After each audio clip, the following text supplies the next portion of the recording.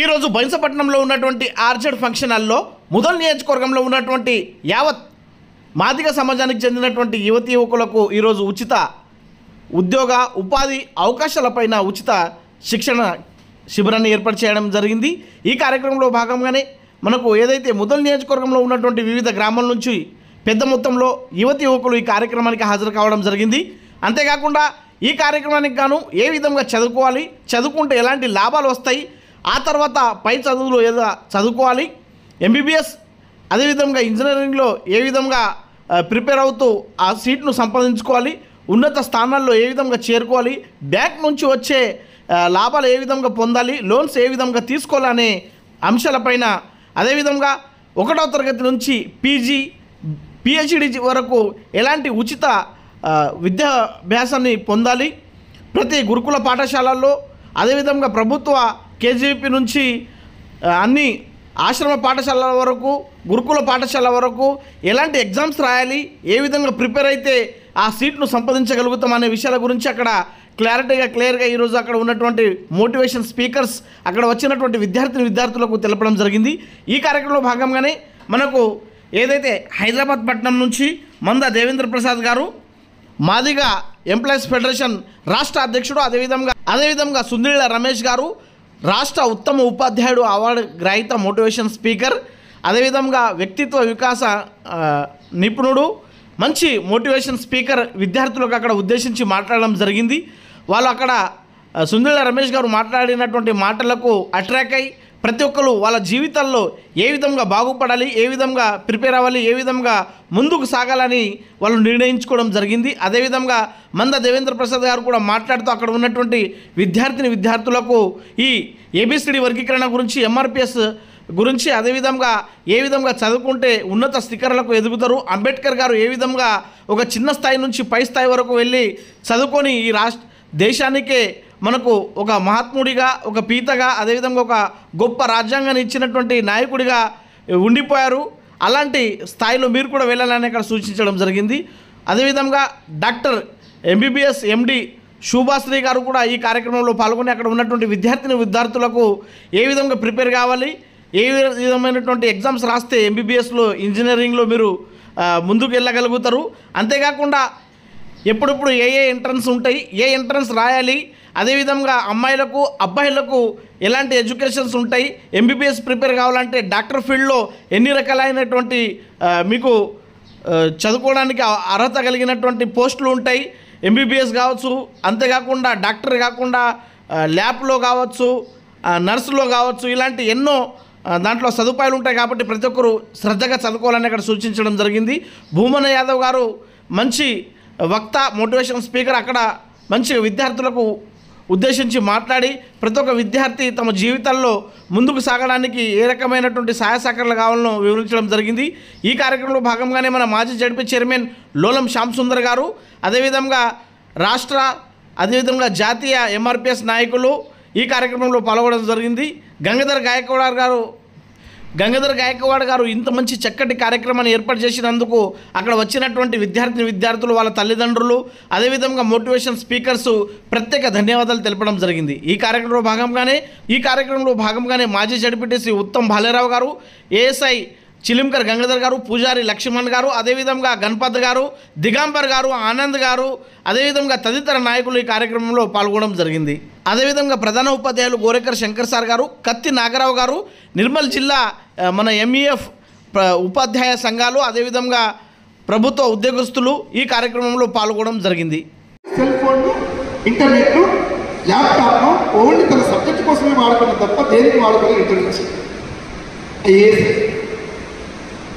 Cell phone అందుకోసమే first ఈ సినిమాలో మన అన్న లేదు, మన అమ్మ లేదు, మన అక్క లేదు, మన చెల్ల లేదు, మన పరిస్థితి లేదు, ఏం లేదు. ఆ హీరో మన అన్న కాదు, హీరోయిన్ మన అక్క కాదు, ఏం కాదు. మొత్తం మీద సినిమాలు చూసి సెల్లులో చూస్తాను, ఓటీటీలో చూస్తాను, సినిమా థియేటర్కి వెళ్తాను, ఫ్రెండ్స్తో వెళ్తాను, హైదరాబాద్లో చూస్తాను, ఇక్కడ చూస్తాను. సినిమాలు అది సినిమా సంబంధమే. అది ఎప్పుడు చూసేది నువ్వు ఒడ్డెక్కిన తర్వాత, బతికిన తర్వాత నీ ఎంటర్టైన్మెంట్ కోసం. దాంట్లో సినిమాలో నవరసాలు ఉంటాయి, డ్యాన్స్ ఉంటుంది, పాటలు ఉంటుంది, హాస్యం ఉంటుంది, జోకులు ఉంటాయి, ఎవ్రీథింగ్ ఉంటాయి. కాబట్టి టైం పాస్ని కూర్చొని సేవ చేసేటప్పుడు కాలు మీద కాలు వేసుకొని వచ్చే సినిమా. కానీ కళ్ళప్పగించుకొని ఇప్పుడు చూసిన తర్వాత మనకు ఉద్యోగం ఎట్లా వస్తుంది రాదు. కాబట్టి సినిమాకు దూరంగా ఉండాలి. సినిమాకు దోస్తులు వింటానా చీఫ్ క్యారెక్టర్ పాట, రోడ్డు మీద తినుడు, అడ్డమైన తినుడు, అడ్డమైన దోస్తా చేసుడు, చీఫ్గా ప్రవర్తించుడు, చిల్లర లెక్కలు చేసుడు, ఇటువంటి ఈ తిన రోడ్డు మనం చదువుకున్నవాడు రోడ్డు మీద ఆడపోయి అడ్డు ఎట్లుంటుంది చెందరాలి. ఓకేనా? అవునా కదా? నేను చెప్పేది నిజమాబద్ధం. కాబట్టి నువ్వు ఎవరితో స్నేహం చేయాలి? నీకు ఈక్వల్ మనతో స్నేహం చేయాలి, నీకు మంచి దోస్తులు స్నేహం చేయాలి. అవునా? మనకు ఉపయోగపడిన వ్యక్తులు దోస్తాలు చేయాలి. మనము ఆయన ఇద్దరు కలిసి సమాజానికి ఏమైనా ఉపయోగపడుతుంది వాళ్ళతో దోస్తాలు చేయాలి తప్ప చీఫ్గా రోడ్డు మీద తిరిగేటోటి దొంగతోటి చదువుకోవడంతో ఆ విధవులతో దోస్తాలు చేస్తే మనం కూడా విధవలమే, చదువు రాదు. అవునా? ఎవరితో దోస్తాలు చేయాలి?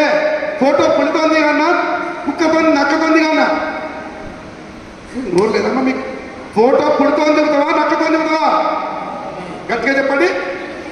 నెమలితో దిగుతావా కాకుతో దిగుతావా? అది కురికోసలు ఎక్కితే కాలు కోటి చేయకోటి ఎక్కితే మంచిగా పెడితే మంచిగా. ఓకేనా? డబ్బు పోతే సంపాదించవచ్చు, కూలికి పోవచ్చు, రోజు కానీ మొత్తం మీద 1000 రూపాయలు సంపాదించవచ్చు. కానీ క్యారెక్టర్ మీద ఒకసారి దెబ్బ పెడితే చిట్ట పేరు వస్తే ఇక మన అమ్మాయి దెబ్బ చేసుకోడు. అబ్బాయికి వాడి పిల్లడు వాడు చిన్నవాడు నచ్చుడు కాదు, వాడు నిచ్చుడు కాదు. వాడికి ఉద్యోగం ఉన్నా, వాడు అందంగా ఉన్నా, వాడు హైట్ ఉన్నా, వాడికి పర్సనాలిటీ ఉన్నా, వాళ్ళందరూ మంచి వాళ్ళు అయినా కూడా ఆమె పిల్లలు ఇవ్వరు. ఎందుకంటే వాడు చెడ్డవాడు. ఈ దేశ వ్యవస్థ ఉన్నది కాబట్టి మనము అలాంటి వ్యవస్థ చేయద్దు. దోస్తు ఫోటో ఇస్తావా లేదు? తీయమని మర్చిపోయావు. నా మాటల వాడికి ఫోటో తీయకూడదు. ఈ ప్రేమ మన గుండెకి ఉంటుంది కదా, ఆ గుండె లెక్క ఈ గుండెకనే పెట్టుకుంటుంది. సెల్ ఫోన్ సెల్ ఫోన్ అది ఎంత ప్రమాదకరం అంటే 50% మంచిది, ఇంకా 50% చెడ్డది. ఒక్కసారి 5 లెవెల్ కొట్టు మొత్తం ప్రపంచంలో తీసుకుంటాను తెలుసా? Bad characters bad good character అత్తే మీకు ఏది కావాలన్నా మొత్తం అరచేతిలోనే ఉంటాయి. అవునా కదా? మనం వాడుకోవడం తేడా.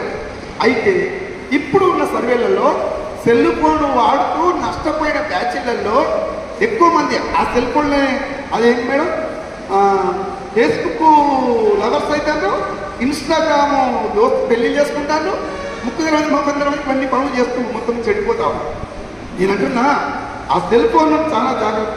ఇప్పుడు సెల్ ఫోన్ వాడని వాళ్ళు ఇక్కడ లేరు. నైట్ 12 గంటల దాకా వాడుతున్నారు, అందరూ వాడుతున్నారు. కొంతమంది చిన్న పిల్లలు ఆయనకి సెల్ ఫోన్ ఇచ్చిన వాడు అన్నం తింటే ఉప్పు తింటాడు. మావాడికి ఇంకా గొప్పగా చెప్పాడు సార్, మావాడికి సెల్ ఫోన్ ఇస్తేనే తింటాడు. మమ్మల్ని అడిగాడు, సెల్ ఫోన్ ఇస్తేనే తింటాడు, లేకపోతే తినడు. ఆయనకి సెల్ ఫోన్ ఎవరైనా వాడేసిండు? వాడిని కన్నా అమ్మనే వాడేసి. కాబట్టి వాడికి తన బొమ్మలు ఉంటాయి, రంగురంగులు ఉంటాయి, మంచి సౌండ్ వస్తాయి, మంచి పాటలు వస్తాయి తెలుసా? కాబట్టి అలవాటు పడి మొత్తం మీద అది బ్రెయిన్ మీద ఎఫెక్ట్ పడుతుంది.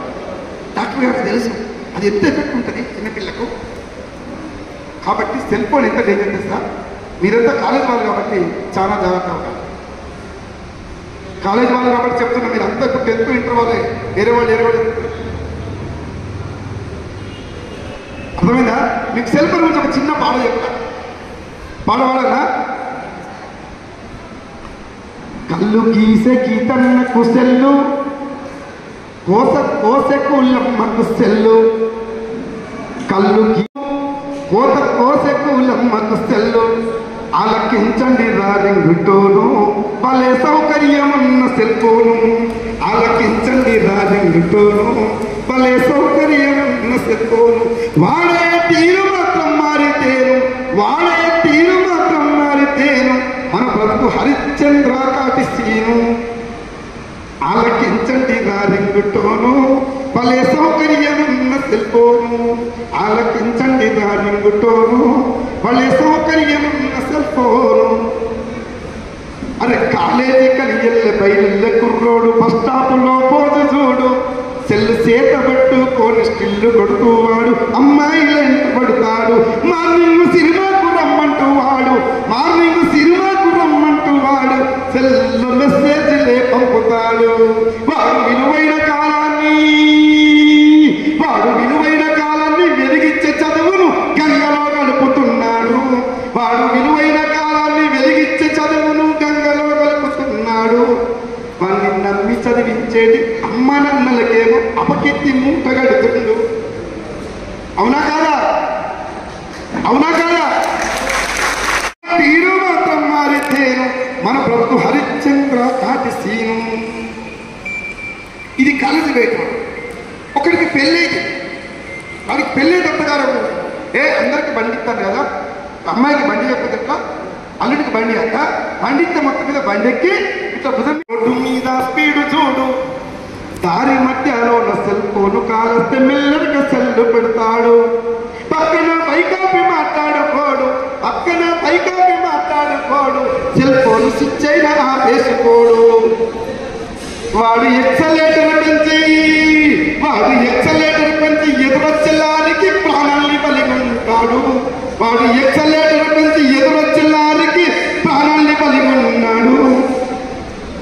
వాడిని కట్టుకున్నానని పసుపు కుంకుమ చెరిపి ముండమోపిగా మార్చుతాడు. ఆలకించండి నాకుతోను వాళ్ళే సౌకర్యం ఉన్న సెల్ ఫోను. వాడే తీరు మాత్రం మారితేను మన బ్రతుకు హరిశ్చంద్ర కాటి సీను. అవునా కాదా? చూడు అమ్మాయి ముసి నవ్వుళ్ళు చూస్తే వాళ్ళ కళ్ళప్పులో పట్టట్టు ఉంది. తన వయసు వేడిలోన పరిసరాల నుంచి పరువంత తీసుకుంటుంది.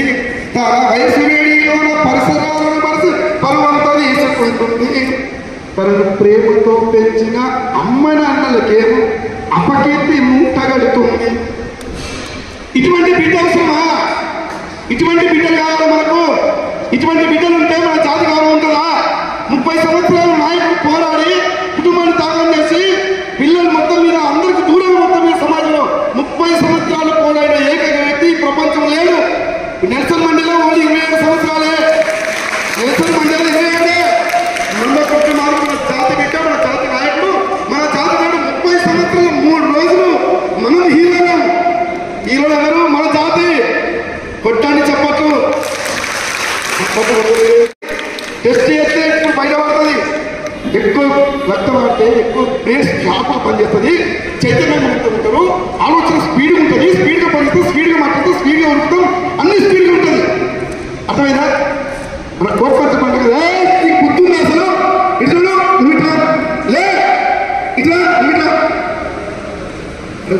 కూర్చో అంటే మనము ఒక మాట మనం ఎమోషన్లు పండించేటప్పుడు ఒక మాట గట్టిగా మాట్లాడితే ఆ మాటకే వేస్తాం. కూర్చున్నట్ట లేతుందా పడుకుంటుందా మొత్తం మాట తీరుగా ఉంటుంది. సారీ అమ్మా నీకు డైలాగ్ చెప్తా, నేను వేరే లోకంలో ఉన్నా. ఇంత ఘోరమండి. కోడిని ఎవరు లేపరా? కోడిని ఎవరు లేపరు. అది దానికనే 4 గంటలు లేస్తే కూస్తుంది. మన వాళ్ళు 9 గంటలు లేస్తారు చదువుకుని. కోడిని ఎవరు కుయ్యమని చెప్పలే. అంటే కోడి ముందు ఇంగితగా మాట్లాడేదా? కోడి చూసి నేర్చుకోవాలి. కోడి ముందు ఎవరు కుయ్యమని చెప్పలే కదా. మరి ఎట్లా కూర్చుంది టైంకు? మనం అలారం పెట్టుకొని లేస్తున్నాము. కోడి ఏ అలారం పెట్టుకొని లేచి దోస్తులు జాతి బిడ్డలు కోడి ఏ అలారం పెట్టుకున్నది చెప్పాము? పెట్టుకోలే తెలుసా? ఆ కోడి చూసి మనం నేర్చుకోవాలి. కాబట్టి మనం టైం పాటించాలి. టైం అంటే టైమే. ఇవాళ చూస్తాం కదా 9 గంటల ముచ్చట 1 గంట అంటే మనం ఎంతసారి మనం క్లీన్ చేసుకున్నాం. వాళ్ళు తిరిగి 1000 మంది టార్గెట్ చేశారు, లాస్ట్ 100 మందికి వచ్చింది. అంటే మన జాతి ఎక్కడ ఉన్నది అంటే ఎన్నో పెట్టి ఉన్నది? ఫస్ట్ పెట్టి కానీ ఉంటుంది. పాపు నుండి పెట్టారు, తిరిగారు, వంట చేసిండు. ఈ రాజ్యం అంతా మాదే, మా జాతి బిడ్డలు వస్తారని నిండుతుందని మొత్తం కుర్చీలు వెళ్తారు, వెలవెల పోతాయి. వాళ్ళకి ఎంత బాధ మాకు ఇది కామన్. మేము తిరిగే ప్రదేశంలో చాలా చూస్తాం. అవునా కదా? కాబట్టి మనము టైం పాటించాలి. రెండవది ఇప్పుడు శుభశ్రీకి టాలెంట్ ఉంది కాబట్టి పిల్లగా ఆల్రెడీ నీట్ రాసింది, ఎంబీబీఎస్ పట్టింది, ఎండీ అయింది. అది నేను ఒక టీచర్ అయినంటే నేను డిఎస్సీ రాసిన, ఆ తర్వాత చదువుకున్నా, ఆ తర్వాత ఈనాడు మొత్తం మీద నా భాషతో నేను మొత్తం మీద ఎదుగుతున్నా. ఈనాడు మొత్తం మీద పేపర్లలో టీవీలలో కనబడుతున్నా. నేను ఒక్కనే కాదు, ఎదిగిన వాళ్ళు చాలా మంది ఉన్నారు టాలెంట్ తోటి. అవునా కదా? ఈనాడు భారతదేశానికి మనం లోక్సభ స్పీకర్ అయినటువంటి మన జాతి బిడ్డ ఎవరు బాబు జగన్ కూతురు మీరా కుమార్ గారు ఈ దేశానికి లోక్సభ స్పీకర్ కాగలిగారు. టాలెంట్ అది. ఇప్పుడు మన తెలంగాణ రాష్ట్రానికి ఎన్నికల కమిషన్ రాణి కుముదిని మాదిగ జాతి బిడ్డ ఇప్పుడు రిటైర్ అయింది. లెక్క ప్రకారం శాంతికుమారి మేడం కన్నా మన మేడం సీనియర్ అన్నగారు. అవునగా సీనియర్, కానీ ఓన్లీ మాదిగ జరుగుతున్న కారణంతో మనం పక్కన పెట్టి రిటైర్ అయింది. చివరికి మళ్ళా మన కూర్చున్న ఏ క్షణాన్ని ఎక్కడ వల్ల పరిశాన్ చేస్తున్నారు అని ఆ భయానికే వల్ల భయానికి ఎన్నికల కమిషన్ ఇప్పుడు ఎన్నికల కమిషన్ వికాసరావు అయిపోయాడు. అదేవిధంగా ఈ రాష్ట్రంలో తెలంగాణ రాష్ట్రంలో మన రాష్ట్రంలో పుట్టినటువంటి బిడ్డ కర్ణాటక రాష్ట్రంలో చీఫ్ సెక్రటరీ పనిచేసింది ఎవరు? రమప్రభ. మన జాతి బిడ్డ ఐఏఎస్ ఆఫీసర్ కర్ణాటక రాష్ట్రంలో చీఫ్ సెక్రటరీగా పనిచేసింది. అవునా కదా? ఒక ఐఏఎస్ ఆఫీసర్ విద్యాసాగర్ ఐఏఎస్గా పనిచేసింది.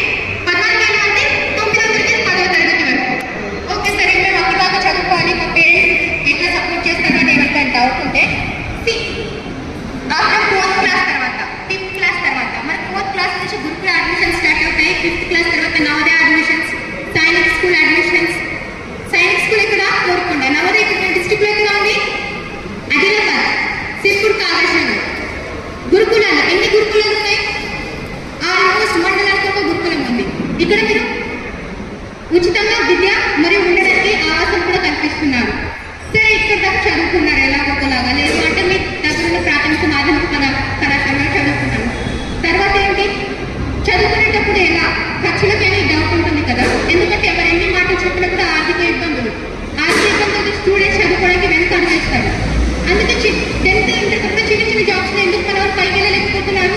వాళ్ళ పేరెంట్స్ని చూసుకునేది ఉంటుంది, వాళ్ళ తల్లిదండ్రుల బాధ్యత వాళ్ళ మీద ఉంటుంది. అందుకే 12వ తరగతి తర్వాత వాళ్ళేం జల్సాలు చేయరు. 12వ తరగతి తర్వాత పనులు చేసుకుని వాళ్ళ పేరెంట్స్ని పోషిస్తున్నారు. ఇందులో తప్పు పట్టేది ఏమీ లేదు, ఎందుకు ఆర్థిక ఇబ్బందులు కాబట్టి. బట్ మీకు అందరికీ తెలుస్తుంది మీ స్కాలర్షిప్స్ గురించి. ప్రీ మెట్రిక్ స్కాలర్షిప్స్ క్లాస్ 9, 10 ఈ క్లాసెస్లలో మీకు ప్రీ మెట్రిక్ స్కాలర్షిప్స్ లభిస్తాయి. ఓకే, ఎవరైనా చదువుకునే స్టూడెంట్స్ చూడండి, షెడ్యూల్డ్ క్యాస్ట్ వాళ్ళు మన క్యాస్ట్ ఉన్నారు కదా, 2.5 lakhs తల్లిదండ్రుల వార్షిక ఆదాయం ఉంటే వాళ్ళకి ప్రీ మెట్రిక్ స్కాలర్షిప్ ఉంటుంది. చూడండి, ఫస్ట్ నుంచి 8th క్లాస్ వరకు వాళ్ళ స్కూల్లో ఎన్రోల్ అవ్వాల్సిన అవసరం కూడా లేదు. Even we can go for any correspondence course. Correspondence లో బయట ఓపెన్గా చేసినా కూడా పర్వాలేదు. 9th and 10th క్లాసెస్ మీరు రిజిస్టర్ అయి ఉంటే ఒక స్కూల్లో you will get a scholarship. Okay, ఇది షెడ్యూల్డ్ క్యాస్ట్ కోసం. ఇలా కాకుండా పారిశుద్ధ్య కార్మికులు ఉంటారు కదా, పారిశుద్ధ్య కార్మికులు మన ఎస్సీని కాకపోయినప్పుడు ఎవరైనా సఫాయి కార్మికులు ఉన్నా కూడా వాళ్ళకి సీలింగ్ లేదు. తల్లిదండ్రులు ఇంత వార్షిక ఆదాయం చెప్పి ఎంత వార్షిక ఆదాయం ఉన్నా కూడా పారిశుద్ధ్య కార్మికులు వాళ్ళ యొక్క పిల్లలకి ఈ ప్రీ మెట్రిక్ స్కాలర్షిప్ లభిస్తుంది. కాకపోతే వాళ్ళకి ఏంటి, వేరే క్యాస్ట్లకి వాళ్ళకి ఫస్ట్ నుంచి 10th వరకు స్కూల్లో ఎన్రోల్ అయి ఉండాలి. సో అందరికీ అర్థమైంది కదా, 10th స్టూడెంట్స్ వరకు you will get the pre matric scholarships. ఇవన్నీ 10th వరకు. మీరు 10th వరకు చదువుకునేటప్పుడు స్కూల్స్లో సరిగ్గా వినండి, పాఠాలు వినండి. యూట్యూబ్లో లెక్చర్స్ ఫిజిక్స్ ద్వారా అదెంత గొప్ప ఇనిషియేటివ్.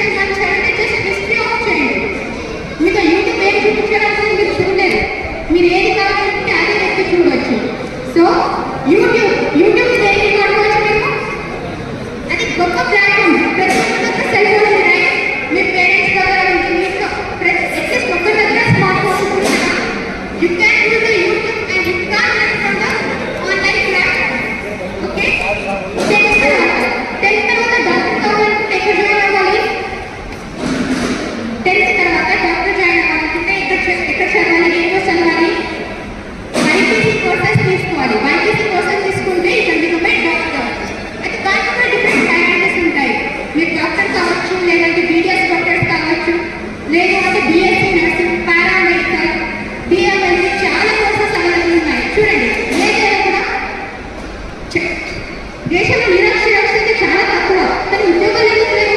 ఎందుకంటే నైపుణ్యానికి కావాల్సినటువంటి ఉద్యోగాలు లభించట్లేదు కాబట్టి. మన నైపుణ్యం, మన చదువు తెలివి ఉండాలి. మన ఫ్యూచర్లో డబ్బులు సంపాదించే విధంగా మన యొక్క చదువు దానికి సహాయపడాలి. సో ఇప్పుడు పోస్ట్ మెట్రిక్ స్కాలర్షిప్స్ కావాలనుకున్న వాళ్ళకి ఇది అవైలబిలిటీ కూడా ఉంటుంది. పోస్ట్ మెట్రిక్ స్కాలర్షిప్స్ ఎవరెవరికి ఇస్తారు? 10th పాస్ అయిన తర్వాత ఏదైనా టెక్నికల్ లైక్ డిప్లొమా కోర్సెస్ ఏవైతే ఎడ్యుకేషన్తో పాటు మన వర్క్ రిలేట్ అయి ఉంటారు.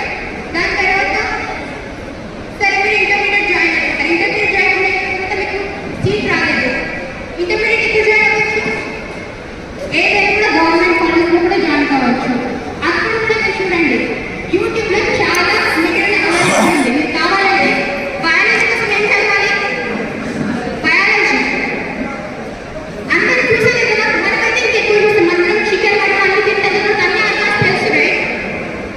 అవే ఉంటుంది. నేను ఇప్పటిదాకా చూడండి, నేను అసిస్టెంట్ ప్రొఫెసర్, నా పేరు శుభశ్రీ, నేను అసిస్టెంట్ ప్రొఫెసర్గా వర్క్ చేస్తున్నాను ఉస్మానియాలో. నేను లాస్ట్ 6 monthsలో ఈవెన్ సూపర్ స్పెషాలిటీ ఎగ్జామ్కి ఇన్విజిలేటర్గా వెళ్ళాను. బీఎస్సీ నర్సింగ్ స్టూడెంట్స్కి, పీజీ స్టూడెంట్స్కి, డిఎంఎల్టీ స్టూడెంట్స్కి, పీడిఎస్ ప్రాక్టికల్స్ వీటన్నిటికీ ఇన్విజిలేటర్గా వెళ్ళాను. అప్పుడు చూశాను ఈవెన్ న్యూరో సర్జన్ పేపర్స్ వాళ్ళకి వచ్చే క్వశ్చన్స్ ఏమున్నాయి, పీజీ క్వశ్చన్స్ ఏమున్నాయి, అందరి క్వశ్చన్స్ ఏం జస్ట్ రాసే డెప్త్ చేంజ్ ఉంటుందా అంటే. సో నేను ఇంత పెద్ద చదువు చదవలేనేమో, నేను ఎంబీబీఎస్ కాలేనేమో, చిన్న కోర్సులతో పరిమితం వేసుకుంటాను, డిఎంఎల్టీ చేసుకుంటాను, పారామెడికల్ చేసుకుంటాను, ఇలాంటి ఆలోచన వదిలేయండి. ఏమని చెప్పాలి అంటే ఆర్థిక కారణాలు, మాకు ఆర్థిక వసతులు లేవు అని చెప్పేసి పూర్తిగా చూపించకూడదు. ఎందుకంటే చూడండి, మీకు నిజంగా చదువుకోవాలని ఉంటే even for NEET coaching there is scholarship. Okay, PM cares కింద మీకు స్కాలర్షిప్ వస్తుంది. 40,000 నుంచి 75,000 వరకు. నీట్ ఫర్ ఏమన్నా మనకు నీట్ ఎగ్జామ్ రాయడానికి కోచింగ్ కోసం కూడా ఏదైనా ఇన్స్టిట్యూట్లో ఎన్రోల్ అయితే మనకు ఆ స్కాలర్షిప్ లభిస్తుంది. దీని తర్వాత ఏంటి, ఆఫ్టర్ ఇంటర్మీడియట్లో బయాలజీ తర్వాత you can join MBBS courses. అది కాకుండా సరే చూసారు అప్పటి కూడా రాలేదు కోర్సెస్, మీకు నెక్స్ట్ అవైలబుల్ చేయడానికి కుదరలేదు. దాని తర్వాత మీరు బీడిఎస్ లేదు అంటే హోమియోపతి, ఇంకా చాలా కోర్సులు ఉన్నాయి. హోమియోపతి, యునాని, ఆయుర్వేద, ఇవన్నీ మెడికల్ ఫీల్డ్లో రిలేటెడ్ కోర్సెస్. ఇవన్నీ మీరు జాయిన్ కావచ్చు. అది కుదరలేదు అంటే బయోటెక్నాలజీ కోర్సెస్ ఉంటాయి. బయోటెక్నాలజీ కూడా కుదరకపోతే మీరు అసలు ఇప్పటిదాకా ఊహించుకుంటారు ప్రతి ఒక్క ఆర్గాన్కి, అంటే మన బాడీలో ప్రతి ఒక్క ఆర్గాన్కి, ప్రతి ఒక్క దానికి ఒక్కొక్క సిస్టమ్కి డెడికేటెడ్ ఒక్కొక్క కోర్స్ ఉంది.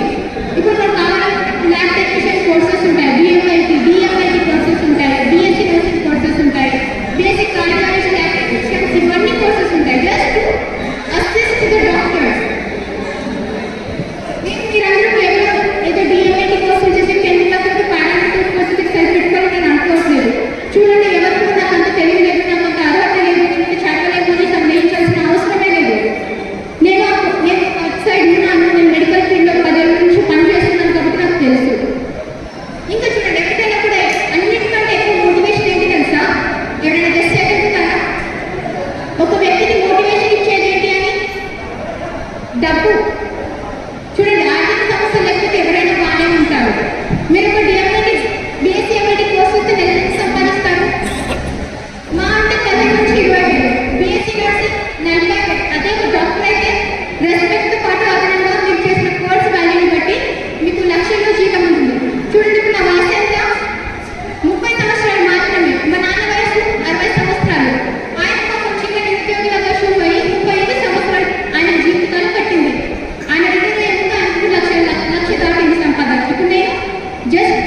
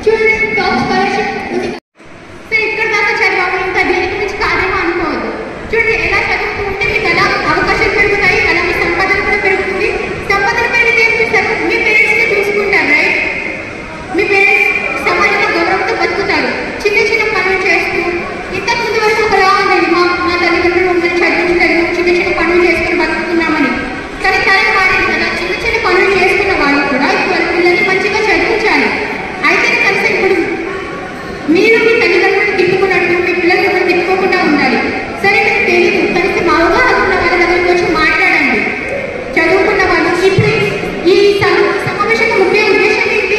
వీళ్ళ అవగాహన కల్పించడం. ఎంతమందికి తెలుసు ఏదైనా ఎగ్జామ్ రాయాలి అంటే ఎప్పుడు అప్లై చేయాలి ఇవన్నీ ఎవరికైనా విషయాలు తెలుసా? సో ఇప్పుడు మన దాంట్లో చైతన్యం లేదు, చాలా తక్కువ. మన దాంట్లో మెడికల్ ఫీల్డ్లో కానీ వేరే ఏ ఫీల్డ్లో అయినా కూడా చూడండి, ఐఐటీలలో ఎన్నో సంవత్సరాలు కష్టపడుతున్నారు కానీ ఇప్పటికీ మన వాళ్ళకి అన్ని మార్క్స్ లేవు. బట్ స్టిల్ ఇప్పుడు రీసెర్చ్ ఏంటి తెలుసా? లాస్ట్ 3 months దాకా పబ్లిష్ అయింది. వాళ్ళు 2000 నుంచి మన వాళ్ళని అంత తొక్కి ఉంచినా కూడా, అంత చిన్న చూపు చూసినా కూడా జస్ట్ ఏంటంటే 300 years మనం కూడా వాళ్ళ సమానంగా అవ్వడానికి. అంటే మనం ప్రతిభ పాటు వాళ్ళు లేవని కాదు, మనం చాలా పెద్ద ఉన్న వాళ్ళ మనం చేయగలము. ఓకే, నెక్స్ట్ సరే ఇంత పెద్ద ఈ చదువు కాలేజీలో డిగ్రీ చేస్తాము చాలా తెలియట్లేదు అంటారు. ఎన్ని లెక్చరర్ పోస్టులు ఎన్ని కాంట్రాక్ట్లు ఖాళీగా ఉంటాయి తెలుసా? మీరు రాయండి, ఎగ్జామ్స్ రాయండి, నెట్ చేయాలని ఎగ్జామ్ రాయండి. ఫెలోషిప్ ప్రోగ్రామ్ మన షెడ్యూల్ క్లాస్ కోసం ఫెలోషిప్ ప్రోగ్రామ్ ఉంది. జస్ట్ అది మీరు కంప్లీట్ చేయడానికి వాళ్ళు మీకు నెలలో స్టైపెండ్ ఇస్తాడు. ఇది ఎంత గ్రేట్ అంటే చదువుకున్నప్పుడు ఎవరు డబ్బులు ఇస్తారా? మన రాసినప్పుడు చాలా మంది పుస్తకాలు పట్టుకుని తిరుగుతారు, రాజ్యాంగ పుస్తకం చేతిలో పట్టుకుని తిరుగుతారు. ఎక్కడికి తెలుసా? అట్లీస్ట్ ఆర్టికల్ 17 ఎవరికైనా తెలుసా? మీరు ఆర్టికల్ 17 ఇప్పుడు మనం అందరం ఇట్లా కృషి మాట్లాడుతున్నామే.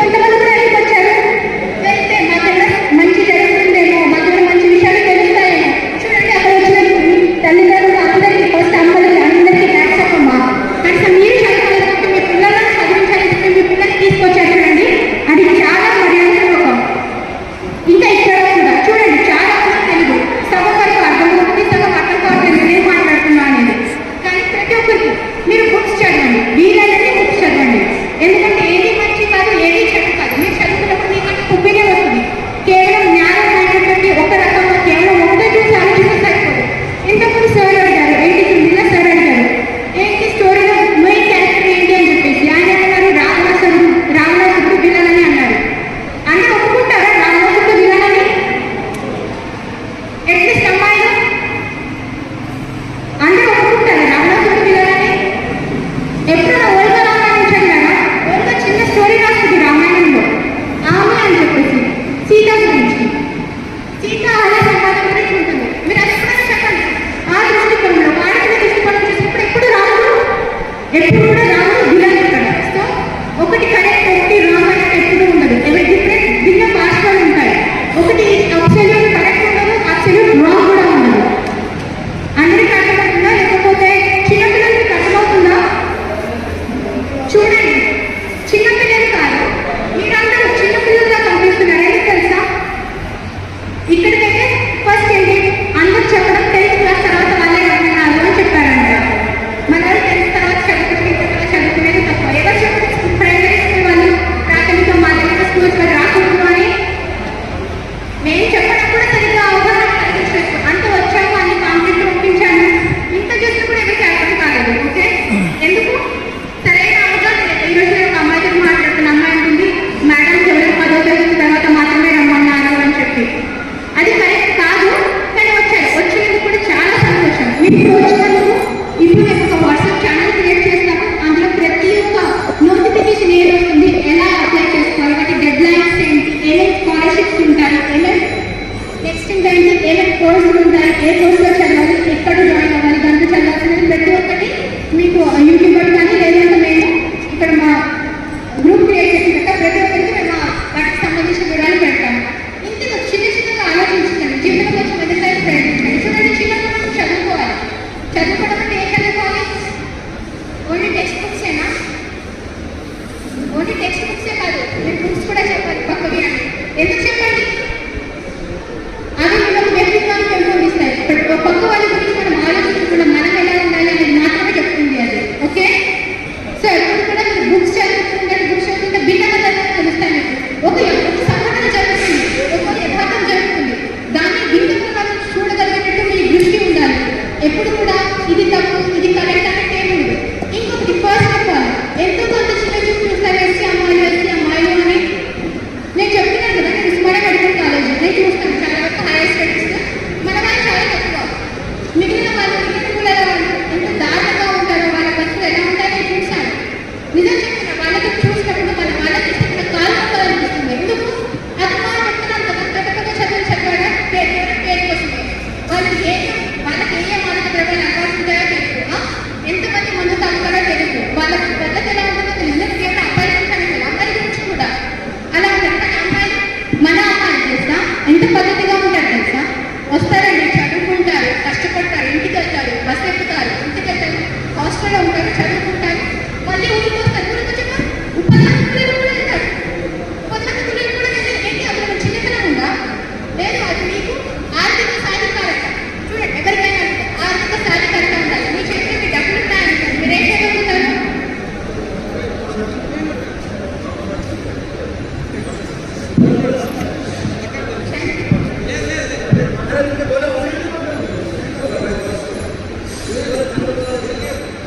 సో మీరు ఆర్థిక సాధికారత చూసుకోవాలి, సరేనా? ఫస్ట్ అమ్మాయి మీకు చాలా రివర్స్లో ఉంటుంది. స్పెషల్ పక్క వాళ్ళు కూడా చిన్న చూపు చూసారు అలానే సో మీరు ప్రతి ఒక్కరు ఈ ఫీల్డ్స్ గురించి చదవాలి. నెక్స్ట్ ఇప్పుడు ఎంబీబీఎస్ కోసం ఏం చేయాలి? చూడండి, మా నాన్నగారు ఆలోచిస్తారు, అమ్మ నేను చెప్పిన సబ్జెక్ట్ ఇంటికి ఎంబీబీఎస్ గురించి అని. ఎంబీబీఎస్ ఎప్పుడు స్టార్ట్ చేయాలి? స్టూడెంట్ తర్వాతనా? మరి స్కూలింగ్ అంతా వేస్టేనా? అందరూ బయట డైరెక్ట్గా 10th వరకు బయట ఇంటర్ జాయిన్ అయిపోవచ్చు కదా? కాదు, చదువుకు బీజం పడేది ఎక్కడ నుంచి? Very Warren third class, very Warren fourth class. మీరు సామాజిక అవగాహన ఉండాలి. ఓకే,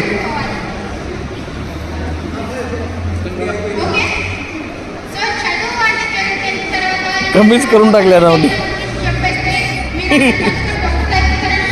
చిన్నప్పటి నుంచి కూడా మీకు చదువుకుంటుంటే పెద్దయ్యాక ఎలాంటి వివక్ష ఉండదు. ఓకే, చదువు చదువుకుంటారనుకోండి, మిమ్మల్ని చిన్న చూపు చూస్తారు, అలా ఈ అమ్మాయి ఏంటి అన్నట్టుంటారు. బట్ వాళ్ళు చిన్న చూపు చూసినా కూడా మీరేం తక్కువ కాదు. ఇలాగే చాలా नागराव सर थोड़ा आवाज करा. మాకు చదువుకోవడానికి సరైన సదుపాయాలు లేవండి. చదువుకోవడానికి సరైన సదుపాయాలు సరైన బట్టి ప్రశ్నలకి అని చెప్పి ఆత్మహత్యకు లోనవుతారు. అది వాళ్ళ చదువుకునే ప్రభావం చూపించగా పేరెంట్స్ మీ పిల్లల్ని నమ్మండి. వాళ్ళకి సరైన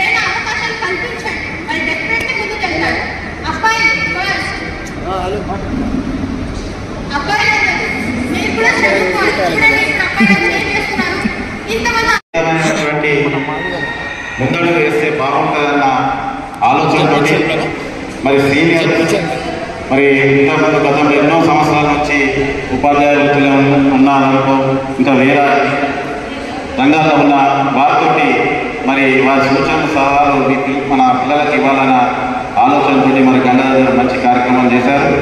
మరి వారికి ప్రత్యేకంగా నా అభినందనలు. మరి ముఖ్యంగా ఇంతకుముందు రమేష్ గారు మాట్లాడుతూ ఒక మాట చెప్పారు, మరి అన్నిటికంటే ముఖ్యమైనది చదువు. చదువు మనకు డబ్బు కంటే కూడా ముఖ్యం. ఇవాళ ఒక రోజు డబ్బు ఇస్తే ఓ 1000 రూపాయలు ఎవరికైనా ఇచ్చామనుకోండి, 2 రోజులు ఉంటుంది, 3వ రోజు ఖర్చు చేస్తే మళ్ళీ ఉండదు. అదే విద్యను అందిస్తే జీవితాంతం మనకు అది మనం ఏడాన్నా మన దేశంలో ఉన్న ప్రపంచంలో ఎక్కడ పోయినా విద్య ఉంటే బతకగలుగుతాం. కాబట్టి ఈరోజు ఇక్కడ పాల్గొన్న విద్యార్థులకు మీ అందరూ కూడా కోరుకునేది, మరి మీ రంగాల్లో మీరు ఏ స్థాయిలో చదువుతున్నారో ఆ రంగాల్లో మీరందరూ కూడా ముందుండి వెళ్ళాల్సిందిగా కోరుతున్నాను. మరి ఇంతకుముందు మాట్లాడుతూ వారు చెప్పారు, అంటే రిజర్వేషన్ అనేది మన ఎస్సీ ఎస్టీ బీసీ దేనికైనా వర్గాలకి గతంలో మనకు స్వాతంత్రం వచ్చిన తర్వాత మాకు అంబేద్కర్ గారు రిజర్వేషన్ తీసుకురావడం జరిగింది. సరే, అది ఎంత శాతం అనే దాని మీద చర్చ మనం తర్వాత చేసుకున్నా, ఆ రిజర్వేషన్ వారు అంబేద్కర్ గారు ఇచ్చిన తర్వాతనే మన దళిత సోదరులందరికీ కూడా అప్పుడు విద్యారంగంలో కానీ ఉద్యోగ రంగంలో కానీ మనం మరి ఒక స్థాయిలో వెళ్ళడం జరిగింది. మరి కాలానుగుణంగా మరి మాదిగ జాతి పిల్లలు వెంటబడిపోతున్నారు విద్యారంగంలో కానీ ఉద్యోగ రంగంలో కానీ. మరి ముఖ్యంగా విద్య కంటే ఉద్యోగ రంగంలో మరి ఉద్యోగాలు మనకు రాకుండా పోతున్నాయి అన్న ఒక ఉద్దేశంతో మందకృష్ణ మాదిగ గారు మరి ఎంఆర్పిఎస్ అని తీసుకురావడం అన్న విషయం మనందరికీ కూడా తెలిసిందే. మరి గత 30 సంవత్సరాలుగా వారు చేస్తున్న పోరాటం మనం అందరం కూడా చూసాం.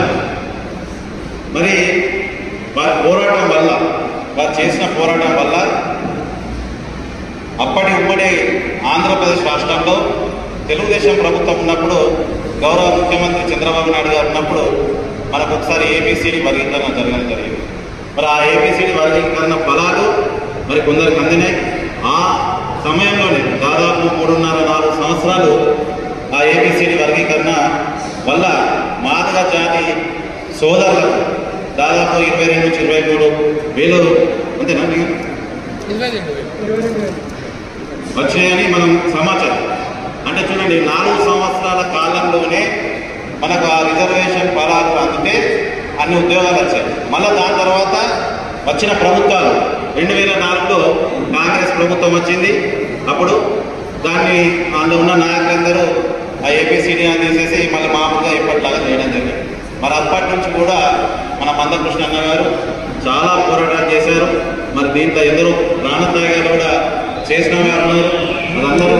కాబట్టి ఈరోజు వారు ఎన్నో ఉద్యమాలు చేసి కేంద్ర ప్రభుత్వాన్ని ఒప్పించి ఒక పక్క అంటే ఏ పార్టీలో ఉన్నా మనము మనకు జాతికి సహాయం చేసిన వాళ్ళని మరి చెప్పుకోవాలి. వాళ్ళ గురించి కేంద్ర ప్రభుత్వము నరేంద్ర మోడీ గారు ప్రత్యేకంగా మరి చొరవ తీసుకున్న విషయం కూడా మనకు తెలుసు.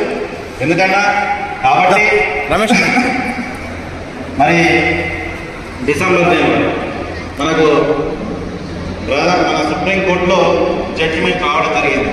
మనకు అనుకూలంగా తీర్పు రావడం జరిగింది. అయినా ఎందరో శక్తులు దీన్ని అడ్డుకోవాలని ప్రయత్నం చేసినా మరి చివరిగా మనం గెలిచాం. ఆ ఫలాలు కూడా మరి మన దేశంలోనే మొట్టమొదటి రాష్ట్రం తెలంగాణ రాష్ట్రం మనకు మన జీవో రూపంలో కూడా ఇవ్వడం జరిగింది. కాబట్టి మరి ఇలా మందకృష్ణ ఒక్కడు పోరాటం చేశాడు. ఆయన ఒక్కడి కోసం కాదు, ఆయన కుటుంబం కోసం కాదు, మనందరి కోసం. దయచేసి ఇక్కడ ఉన్న పిల్లలందరూ కూడా మీరు మీ భవిష్యత్తును ఇప్పటి నుంచి ఒక ప్రణాళికాబద్ధంగా మీరు ఒక ప్లానింగ్గా మరి కలుసుకొని మరి ఉన్నత విద్య మీరు అభ్యసించి రాబోయే కాలంలో ఏ ఉద్యోగం అయితే మీరు అర్హులకి ఏ ఉద్యోగం అయితే కావాలని అనుకుంటున్నారో ఆ ఉద్యోగం కోసం పోటీ పరీక్షలలో పాల్గొనాలని ఈ సందర్భంగా అందరూ కూడా కోరుకుంటూ మరి రాబోయే కాలంలో మరి గంగాధర్ గారు మంచి ఒక కాన్ఫిడెంట్ తీసుకున్నారు. రాబోయే కాలంలో ఇలాంటి కార్యక్రమాలు ఎప్పుడైనా చేసినా నా వంతు సహాయ సహకారాలు ఎప్పుడు ఉంటాయని కూడా ఈ సందర్భంగా తెలియజేస్తూ మరి ఈ అవకాశం. ఒకసారి మాస్టర్ బోర్డు మీద ఒక లెక్క రాస్తారు. లెక్క రాసి పిల్లల్ని అరే ఈ లెక్కకి ఆన్సర్ చెప్పండి రా చెయ్యండి రా ఈ బోర్డు మీద అని చెప్పాలంటే క్లాస్ లోపల ఉన్న ఏ పిల్లోడికి కూడా ఆ లెక్కకి సమాధానం రాదు. కానీ టీచర్కి తెలుసు. టీచర్కి అంబేద్కర్ చెప్పగలడు, ఆ పిల్లవాడు చెప్పగలడని టీచర్కి తెలుసు. టీచర్ అప్పుడు ఆయన అంటాడు, ఆయన అసలు పేరు భీమ్రావ్ అంబేద్కర్, భీమ్రావ్ రామ్జీ. భీమ్రావ్ నువ్వు చెప్తావా అంటే ఎస్ సార్ నేను చేస్తాను అంటాడు. ఇప్పుడు చెయ్యాలి అంటే బోర్డు దగ్గరికి వచ్చి రాయాలి ఆ బోర్డు మీద. అప్పుడు చెక్క బోర్డులు ఉండేది, మీకు గోడకి ఫిక్స్ చేస్తున్నారు. అప్పుడు ఒక టేబుల్ ఉండేది, ఆ టేబుల్ పైన చెక్క బోర్డు గోడ కావాల్సి ఉండేది, దాని మీద ఆయన రాయాలి. వాళ్ళు పిల్లలందరూ అంబేద్కర్ అక్కడికి వస్తే వాళ్ళ భోజనాలు బాక్స్, లంచ్ బాక్స్ ఉంటుంది కదా, ఆ లంచ్ బాక్స్లన్నీ కూడా టేబుల్ కింద దగ్గర పెట్టుకున్నారు. ఆ బోర్డు వెనక కొన్ని టేబుల్ దగ్గర కొన్ని పెట్టుకున్నారు. అంబేద్కర్ అక్కడికి వస్తే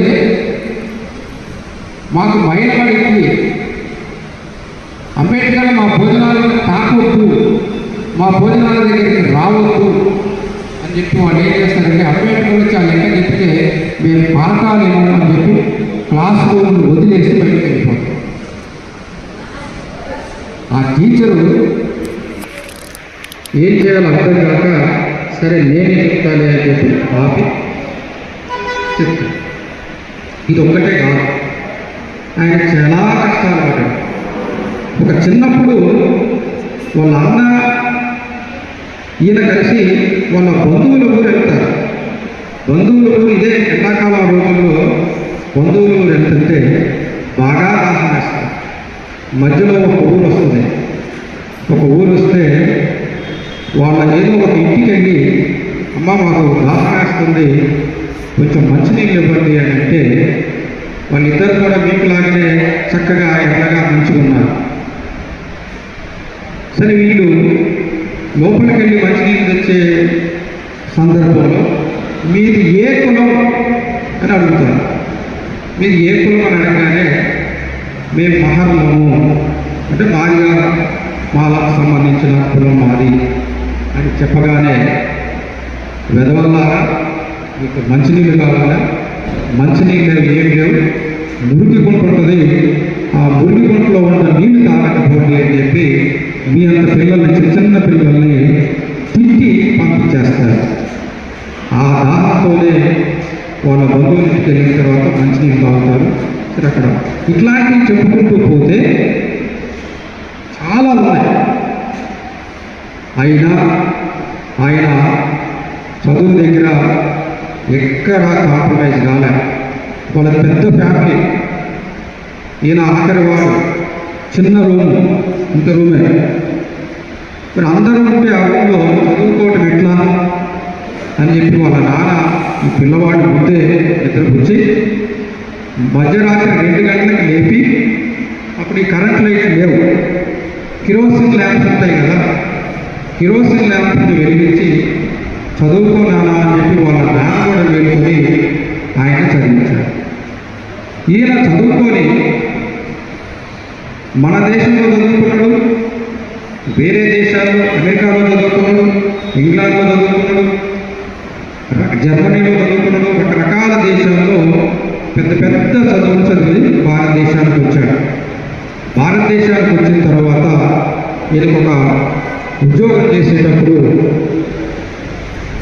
ఓసీ కులాలకు సంబంధించిన వాళ్ళు, ఓసీ కులాలు అంటే ఈ బ్రాహ్మణులు, వైశ్యులు,